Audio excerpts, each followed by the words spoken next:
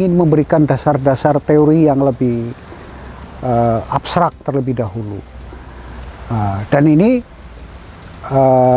pikiran-pikiran filosofis sengaja saya jelaskan pada tingkat akhir, karena inilah yang mendasari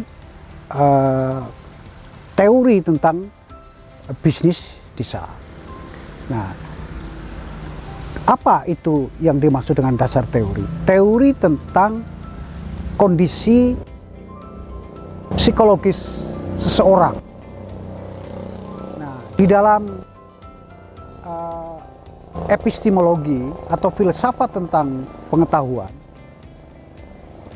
itu dijelaskan bahwa di dalam diri manusia itu ada 3 dimensi yang harus treatment, harus dikembangkan. Yang satu adalah dimensi logik, ya, logika.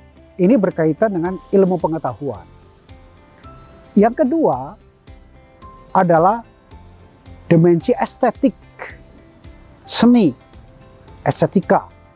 Yang ketiga adalah dimensi etik, ya, moralitas, termasuk etos tadi itu. Nah, mengembangkan individu, ya, itu harus dengan 3 dimensi itu. Persoalannya tadi, nilai-nilai itu ada di mana? Nilai-nilai itu ada pada dimensi etik, etos. Nah, karena itu kalau kita ingin melakukan pendidikan bisnis, ya 3-tiganya harus disentuh.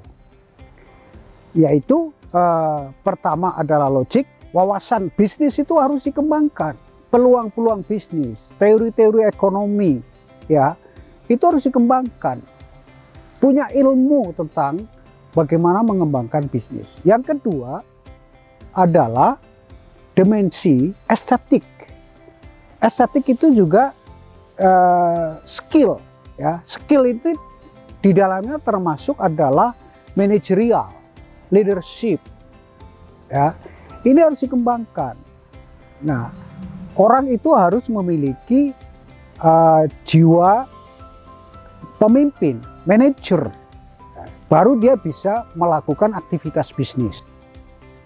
Dan yang ketiga adalah dimensi etik, etos, nilai-nilai. Nah, inilah yang harus dikembangkan pada tingkat etos ini tadi. Etos bisnis itu sesuatu, adalah something yang spesifik di dalam hidup ini. Kalau ini juga tidak dikuasai, maka wawasan bisnis atau aktivitas bisnis seseorang itu tidak bisa berkembang. Nah, jadi itulah dasar-dasar teori tentang bagaimana mengembangkan individualitas, moralitas, culture, mentalitas, agar orang itu bisa memiliki jiwa entrepreneur. Nah, jadi kalau kita mau melakukan intervensi kepada masyarakat desa, ya masyarakat desa harus ditreatment sedemikian rupa dengan pengetahuan, ya, dengan keterampilan, estetika, ya, leadership, manajerial itu estetika, seni, ya kan, kemudian juga etos, moralitas. Nah, yang paling berat memang nilai-nilai, etos itu sendiri. Karena itu porsinya ini harus yang lebih besar. Dan yang paling penting ini, siapapun agent yang melakukan penanaman nilai-nilai bisnis, nilai-nilai moral, nilai-nilai etos kerja dan bisnis, itu juga orang-orang yang memiliki, ya, jiwa itu sendiri. Kalau dia sendiri memberikan edukasi tetapi dia sendiri juga tidak mengalami, maka ya tidak menjamin efektivitas. Jadi tidak ada experience yang bisa diceritakan kepada masyarakat kalau dia sendiri tidak menjadi pegiat. Karena itu orang men-sharing pengetahuan, men-sharing pengalaman harus pegiat juga, harus memiliki modal pengalaman juga. Nah, jadi ini businessman melahirkan businessman. Memang kadang-kadang banyak juga dosen-dosen ekonomi yang dia sendiri tidak bisa berbisnis ya, tapi itu kan itu biasa. Tapi dalam konteks ini, kalau kita mau melakukan intervensi nilai-nilai bisnis, nilai-nilai etos kerja yang produktif, maka agent itu harus yang memiliki pengalaman supaya dia bisa merepetisi pengalaman itu kepada audien, kepada orang yang dijadikan kelompok intervensi itu sendiri. Jadi logik, estetik, dan etik itu adalah kondisi internal, kondisi kejiwaan orang atau masyarakat yang tidak bisa perlakuannya secara terpisah-pisah. Ya. Jadi kalau kita mau melakukan intervensi kepada masyarakat, ketiga domain psikologi itu harus ditreatment semuanya. Tidak bisa orang melakukan pendidikan kepada masyarakat hanya membawa pengetahuan, informasi, tidak bisa. Ya. Kalau hanya logik, orang membaca koran bisa, membaca buku bisa. Tapi keterampilan itu harus direpetisi. Nah, keterampilan itu harus learning by doing. Ya. Dan keterampilan itu prosesnya tidak instan seperti orang membaca buku. Harus ada proses, ya.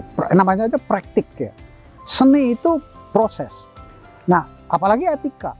Etika tidak bisa hanya misalnya ya disuguhkan misalnya moralitas atau ayat-ayat yang berkaitan dengan baik dan buruk, tidak cukup diceramahin. Etika itu harus dikenalkan melalui kasus-kasus tentang bagaimana karma yang baik, bagaimana kasus moralitas yang baik, bagaimana kasus pelanggaran etik, bagaimana kasus etika, etos yang mendukung perkembangan ekonomi. Jadi treatment yang paling mudah adalah logik, etik itu agak berat lagi, estetik juga lebih berat.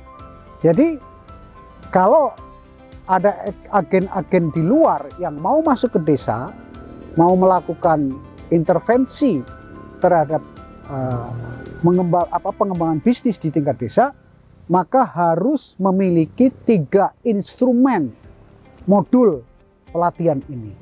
Nah, itu saran saya ya, siapapun agen-agen yang mau masuk ke desa, tolong ketiga domain psikologi ini harus disentuh. Dan saya kira lembaga-lembaga pelatihan kita itu juga masih belum sepenuhnya memiliki modul-modul yang lengkap untuk melakukan treatment terhadap 3 dimensi mentalitas, dimensi psikologi ini.